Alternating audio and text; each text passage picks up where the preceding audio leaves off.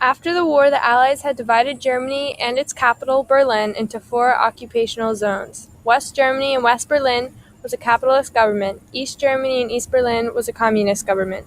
In March 1948, the United States, Great Britain, and France announced plans to merge their occupational zones to form a new country, the Federal Republic of Germany, that would have a capitalist government. The Soviet Union side was called the German Democratic Republic and had a communist government. Berlin was also divided, and a wall was built to separate the Federal Republic of Germany from the German Democratic Republic. However, we know this does not go well, as it was torn down in 1989.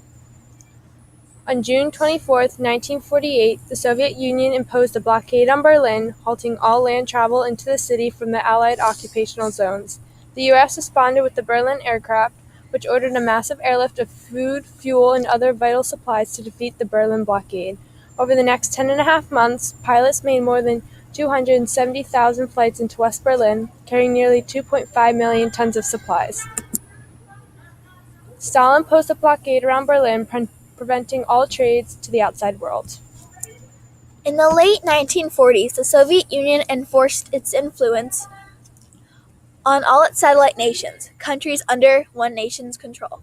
In 1949, the United States, Canada, and 10 other countries of Western Europe created the North Atlantic Treaty Organization, which we know as NATO.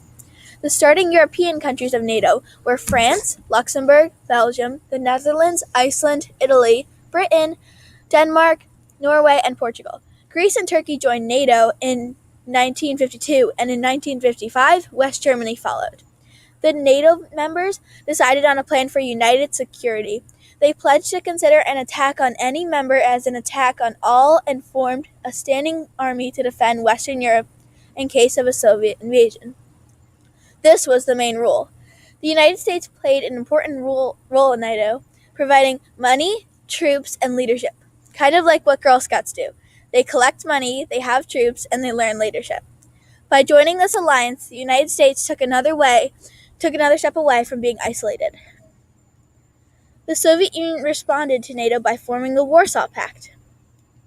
This organization included Albania, Bulgaria, Czechoslovakia, East Germany, Hungary, Poland, and Romania.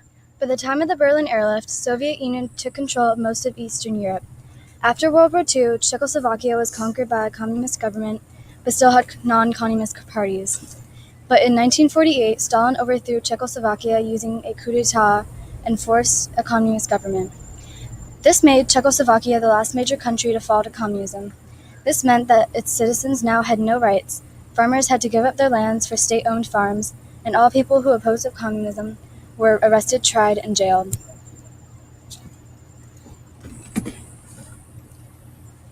Many people in Hungary strongly opposed its new communist government. In October 1956, citizens briefly revolted against their government, walking through the capital, Budapest, and asking for democracy. They were led by Imre Nagy. The Soviets responded by sending the Red Army into Budapest and killing thousands of protesters. Nagy was put on trial in front of communist leaders and was ultimately executed. Hungarians very badly wanted the help of the United States and were surprised when the U.S. did not do so. However, President Eisenhower was worried about war with the Soviets and was willing to risk Hungary to avoid it. And now, here are some relevant memes to what we have just discussed.